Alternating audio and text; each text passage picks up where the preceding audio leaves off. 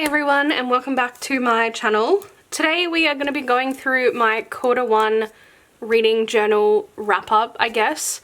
I feel like I started the year off doing this every month. Maybe I did January. I honestly don't know.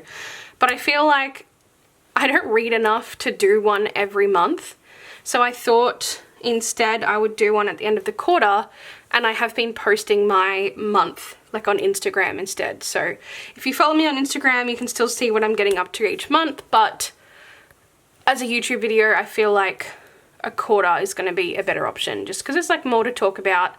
I don't know, I feel like it's still not going to be too long because I don't read that many books, but I just feel like it makes more sense. So this is for the first quarter, 2026, obviously January, February and March. So I've had quite a up and down experience over the last 3 months, which you will see as we go. So I'm going to go through my like opening or cover pages, I guess, first, which have all my stats and graphs and that sort of thing. And then we'll go through each month individually. So cover page obviously hasn't changed. I'm still so happy with it. Like I really love the cover page. I still haven't done anything with this side. I don't know if I will, but I really love this.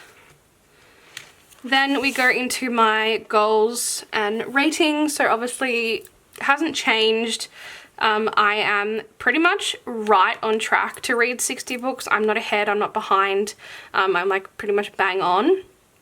I have been reviewing and tracking every book on Goodreads, Storygraph and Fable. I have read one book from my 12 must reads.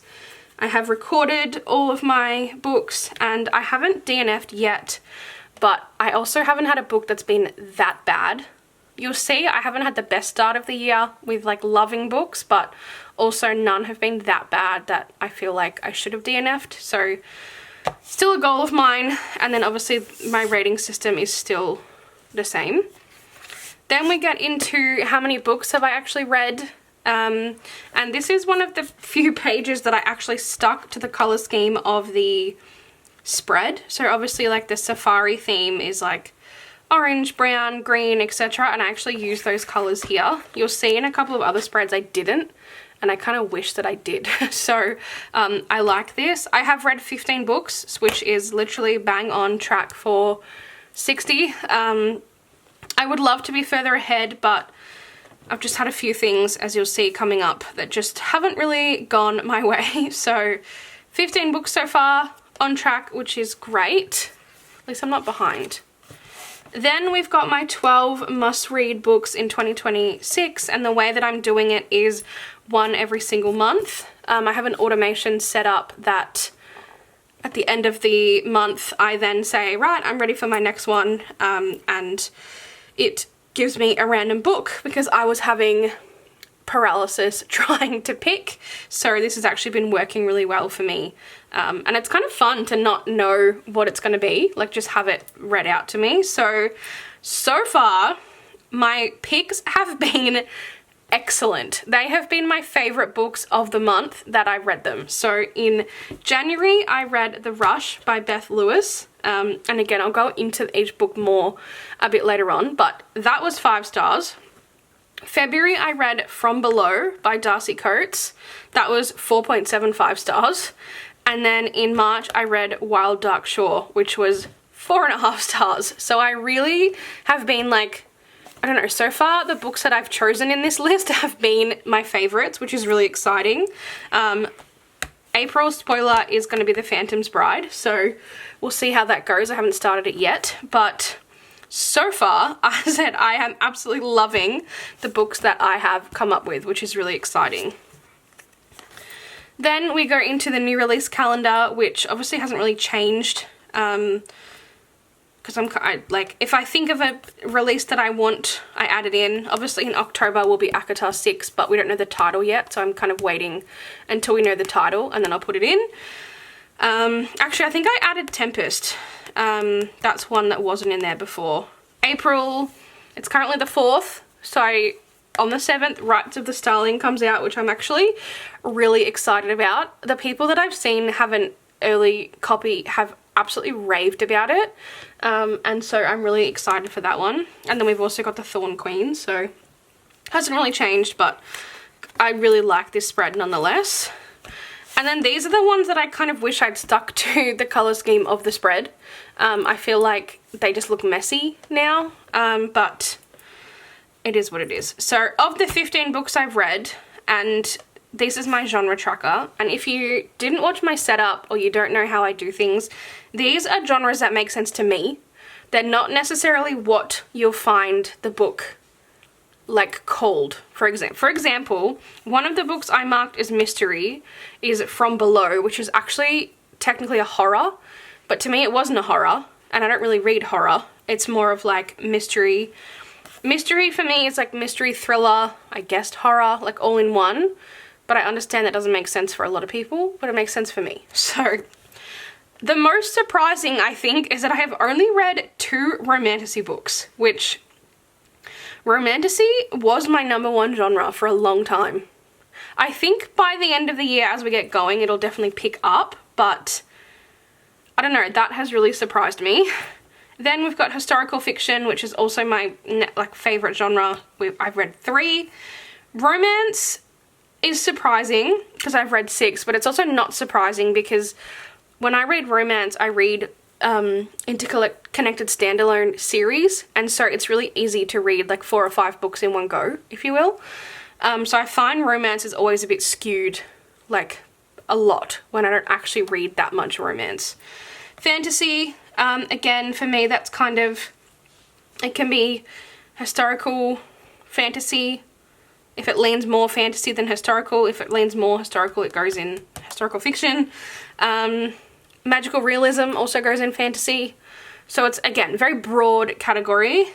And then I've read 2 mystery slash thriller slash horror. So I feel like I've actually got quite an even spread. As I said, romance looks looks ahead, but it's really not. I'm quite happy with how I've been mixing it up.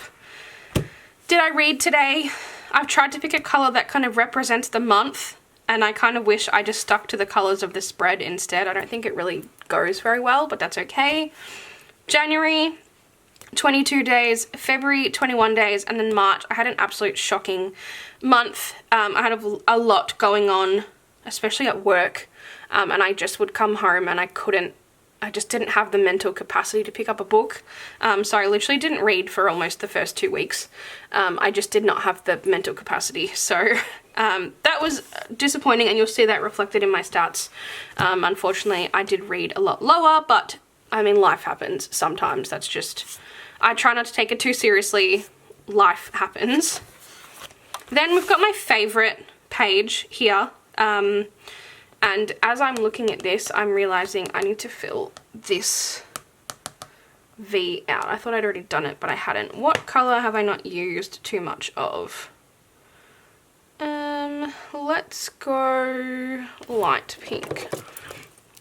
I also got a new set of, oh, that's very light, markers. I originally had a set of 36 just to get me started, like for the last couple of years, because I obviously wasn't sure if this is something that I wanted to continue, but given it's something I really love, I now have a set of 108. So a lot more colors have joined the group. So this is my alphabet challenge. I am actually a lot further ahead in this than I expected by this time. Have I literally 1, 2, 3, 4, 5, 6, 7, 8, 9, 10, 11, 12. Okay, so out of 15 books, 13 have had different letters. That's actually pretty crazy, especially considering like I don't pick books based on this. I just go through, and after I've read it, I go, oh, did I have one that fit this letter? I also don't count A and the. I know that might be controversial for some people, but it is my alphabet challenge. So if there is an A or a the, like for example, the one I just filled in is called A Vow in Vengeance? A Vow in Vengeance? A Vow of something like that. I can't even remember. What's it called? No, A Vow of Eternal Night. So A, I don't count, because otherwise I just feel like A and T I'd use all the time. So that's how I do it. As I said, I understand might not be what everyone does, but I actually can't believe I've read this many already. So that's really exciting. And then my reading bingo, again, I'm actually kind of getting through this, I also just realised the book that A Vow of Eternal Night had an arranged marriage, so I'm going to fill that out because that's not something I really tend to love as a, what's it called? Trope. And with my book bingo, a book can only be used for one square, if you will, so like I don't tick off multiple even if it does fit the category for multiple. I tend to pick the one that I think, oh geez, that looks shocking. I tend to pick the one that I think is going to be hardest to recreate. That looks a bit better. So I have so far ticked off a romance set before 1900, arranged marriage, historical mystery subplot, cowboy romance, a book that made me cry, seaside or coastal historical setting, time travel romance, and a book published this year. So if you look at my book bingo, you obviously can tell I have this, I made it, I put a lot of work into making it really specific to what I read. So my main genres being romantasy, historical fiction, and then like subgenres, I love pirate fiction and pirate romance. I love multiple timeline historical fiction, and yeah, so I feel like that reflects this, which is really exciting. And then I have a couple of random ones in there as well, so happy with the progress. Again, 1 2 3 4 1 2 3 4 5 6 7 8 9 out of 15 that like cover a box is pretty good, I would say, and I'm definitely getting there, so excited about that. That's all my stats, all my yearly stats. Then we get into my month by month. So January is my favorite spread, my favorite month so far. It's also my best reading month by quite a while. So you kind of see it starts well and then we kind of fall off the earth a little bit, but that's okay. So calendar wise, I changed up how I do it this year, so now I just mark how long it takes me to read a book rather than I actually use the did I read every day to mark like when I didn't read. In last year I was using this to also mark when I read and when I didn't read, but I think it was getting too confusing. So this is just nice and simple. How long did it take me to read, essentially? So in January I read mostly romance and then historical fiction. So I read 8 books. Pages, I read, again, mostly 300 to 500, which generally is what I read. And then less than 300 was a small portion. Rating, 3.5 stars was overall my highest. And then 5, 4.5, 3.75, and 3.25 were all evenly split. I read all 3 books on my TBR. I've kind of learnt that 3 books on my TBR is all I need. If I'm aiming for 5 a month, 3 I think is good to have thought about, and then I can just read 2 extras like as I go. So the first book that I read in January is one I think I saw on TikTok, and it's called Breeders by Faye Knightley, and it's exactly what you would expect. This picture like makes me want to throw up. It is like werewolf, shifters, erotica. Like I can't even I really just wanted something silly and fun just to read in a day, and that's what I did. Was it literature? No. Was it like the worst thing I've ever read? No, because I knew what I was getting into. I rated it 3 stars. And is it a 3-star book? No, it's like probably 1.5 star, but my ratings are on vibes. And so did I have fun reading it? Was I laughing? Was I going, what the fuck? Yes, so it's a 3-star. Then I read an arc that I got from NetGalley called The Determined by Rachel Rueckert. And this is a historical fiction based on a true story of 2 female pirates who lived in the late 1700s. And it was absolutely fantastic. I absolutely loved this book.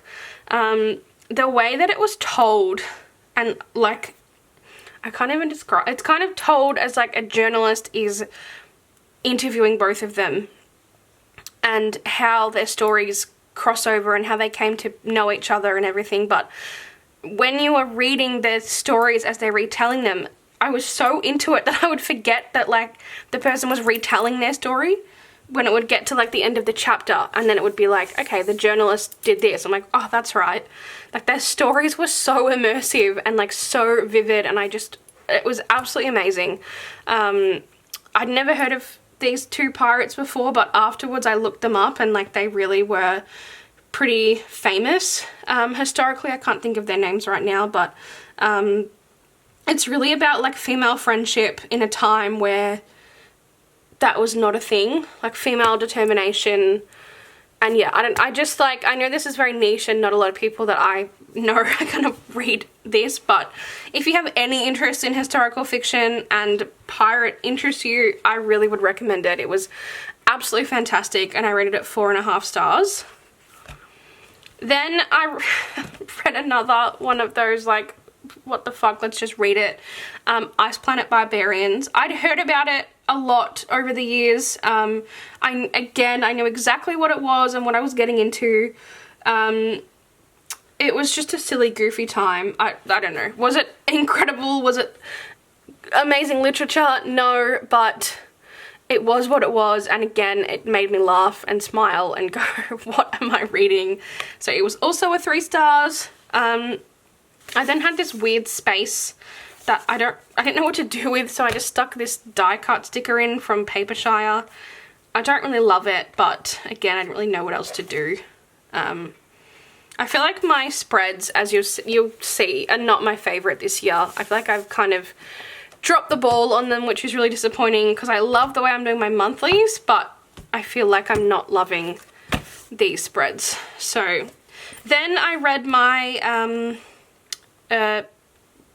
one of my must-read books, which is called The Rush by Beth Lewis, and this is a historical fiction set in the Klondike Gold Rush in 1850s, and this was 5 stars. This was the exact reason that I love historical fiction. Like, it was so well done. The setting was vivid. The characters were incredible. It follows like 3 women essentially, and you kind of know that they're gonna be related somehow, but there's a lot of fake outs and like things that you think they're related by, and then it's like, oh no, that was actually someone else, and then it all just comes together at the end so well. And I love like multi-POV or multi-timelines in historical fiction. It's really my favorite. And it was just incredible. I absolutely loved it. 5 out of 5. It really was. Then I had a hairdresser's appointment, and I knew I was going to be sitting in a chair for a long time, and I wanted just like a silly, goofy time. And I have previously read the Elsie Silver universe and absolutely loved them. And I thought, like, I hear things about this. Some people great, some people not so great, but it's kind of easy cowboy romance books that I can just quickly read. So I read the first one at my hairdresser's, and they were fine. They're not Elsie Silver, but I kind of expected that going in. I enjoyed them, I had fun, but they just weren't my favorite ever. This was the first one, Done and Dusted, is Sibling's Best Friend, which just, I feel like that's always angst and what's the word, like drama just for drama's sake. Like, I don't generally enjoy that. It's just like, just who cares? If you want to be with them, just be with them. But I didn't mind this one. Like, that was not too bad. And then I read Swift and Saddled, which was my favourite. I love the opposites attract trope in a small town romance book. I think that's like what my favourite Elsie Silver book is, Reckless, because they are complete opposites, and I love that. Like, my all-time favourite book, A Court of Silver Flames, Cassian and Nestor, complete opposites. So that's like one of my favourite tropes, and I feel like it was done really well. I loved that one. Then we had Gus and Teddy, in Lost and Lassoed. This was like the nanny single dad, which felt very similar to the same Elsie Silver book. I can't think what it's called, which I understand like tropes are going to be the same, but it's all I could think about. It was fine. This one was 3.5 star. Didn't love it, didn't hate it. And then Wild and Wrangled. My review says the first 70% was the worst part of the whole series, and the last 30% was the best, and I still stand by that. It was so slow and so much of the same repetitive shit that you just wanted to be like, just fucking get together already. Like, this is ridiculous. And then the last 30% I absolutely loved. So that one was a wild ride. I also listened to it a bit on audio just to try and get through it. But yeah, overall, fine. Would I read them again? No. Do I recommend them? If you just want something really easy and cheesy and quick and whatever, yes. But if you're looking for something a bit more in depth, no, this is not it. Then we get into February, and I read 5 books in February. So again, 8 in Jan, 5 in Feb. So we're kind of on the slide, but that's okay. I read mostly fantasy, and then I read 1 horror. So I read 3 fantasy, 1 horror, and 2 historical fiction, which that's a weird mix for me to not have a single romantasy book in there. Actually, I think January is the same. Yeah, no romantasy. Like, that's very strange. Pages, mostly 300 to 500, and then 1 was 500 plus. Rating, a couple were 4 star, a couple were 3 star, and then 1 at 4.75 stars. And again, I read ticked off my TBR, which is exciting. So the first book that I read is An Ocean of Time, and this was also actually both of these books were ARCs that I received. And this is a time slip love story set mostly in the 1700s, but there's a bit of crossover in like now, like the current time. The setting in the historical part was really incredible. Essentially, the main character, like ends up as a maid in the 1700s, like a lady's maid, and I thought it was really interesting getting she really struggled with the difference between obviously being a lady's maid in 1700s and a female in the 2000s, and I just thought that was really fun and interesting dynamic. Did not care for the romance at all. I found it actually a bit weird and creepy. There is apparently a second one. I thought this was a standalone, and it got to the end and I'm like, hold on, how? That doesn't make any sense. And then turned the page and it was like, stay tuned for a sneak preview of the second book coming whenever. I'm like, are you kidding me? So I don't know if I'm going to read it because yes, the setting was great, but the romance was not. So we're going to see. I ended up rating it 4 star. I think that's probably a little high. It's probably more in a 3.5 to maybe 3.75. But I think given how shocking the books I was reading have been, I feel like I'm tending to go a bit more positive on ones that I'm enjoying. So then another, I got an ARC for the audiobook of Bloody Black. And this one is... Whew, sorry. Go away. This one is hard because this is a pirate fantasy, essentially, and I loved the start of this book. It is all about female rage and revenge and taking back, claim over the men who wronged you, and like violence and attack and like that. I love that stuff in pirate books. And then she meets this man who has the fucking personality of a cardboard box, and then all of a sudden her life plans are derailed, and the found family turns on her because she's like now all of a sudden all about this man, when it's a like a group of kind of misfits, I guess, and so they're all about the revenge mission and that's what they do.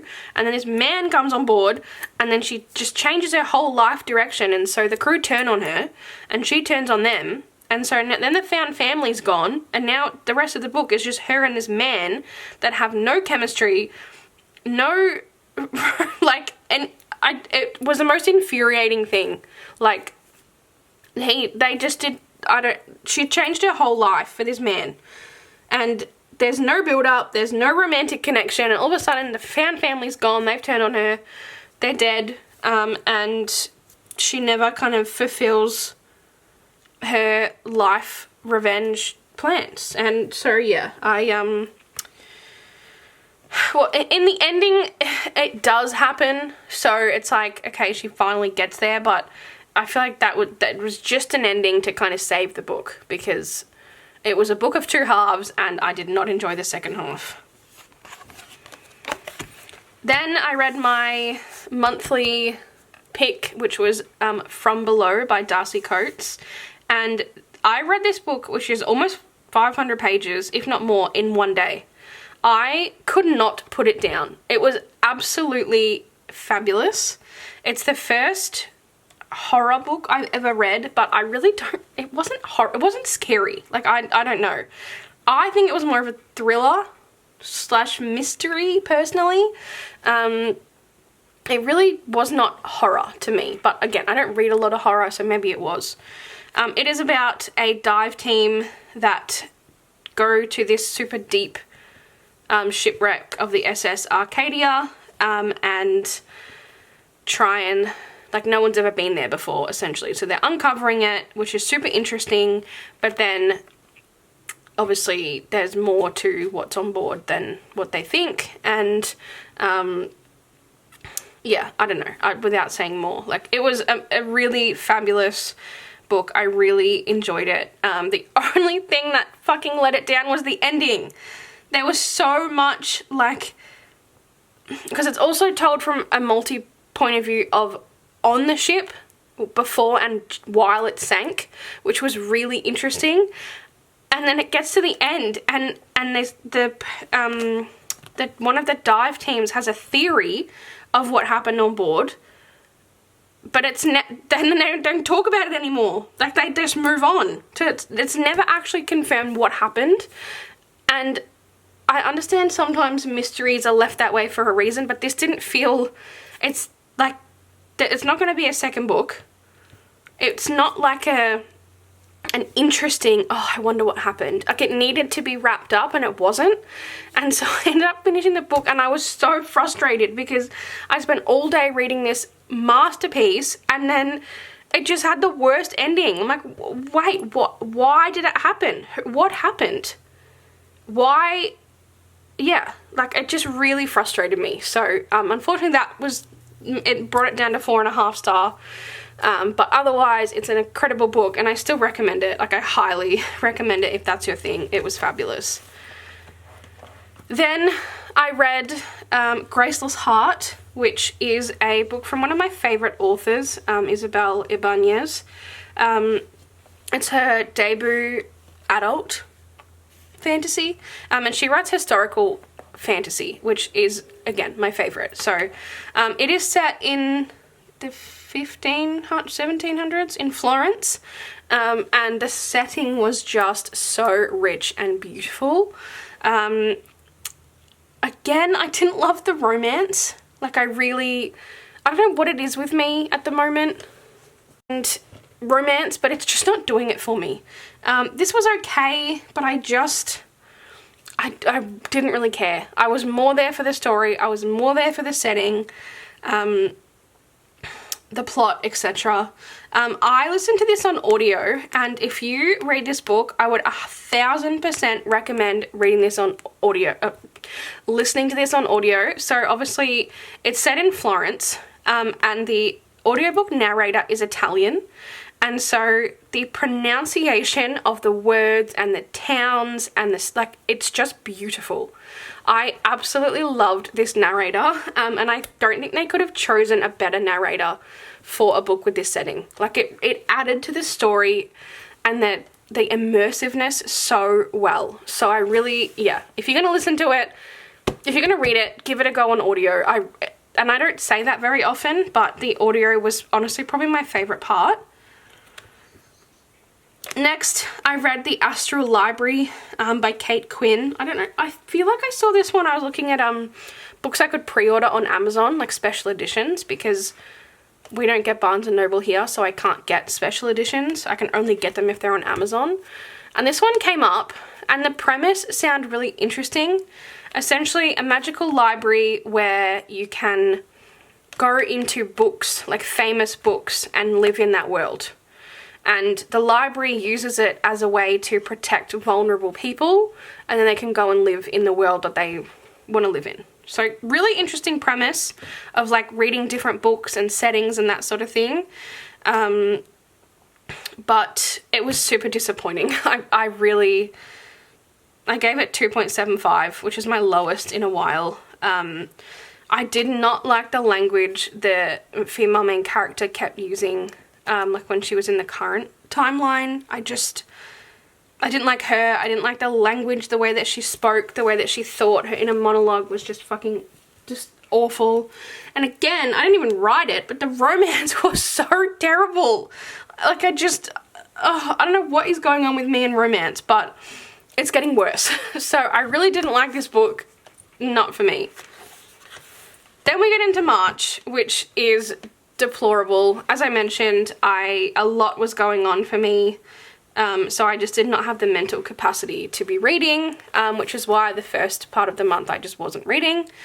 I ended up reading 3 books. I ticked off 2 of my TBR and 1, unfortunately I didn't, but I've still got that on. I'm just going to try and read it in April.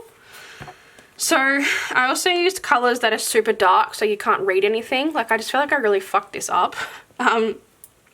Genre, I read 2 romanticises and 1 mystery, all between 300 and 500 pages, and I reviewed 1 2.75, 1 3.5, and 1 4.5. So again, I'm really not having a great reading year. Like my numbers are quite low, as in my ratings are quite low.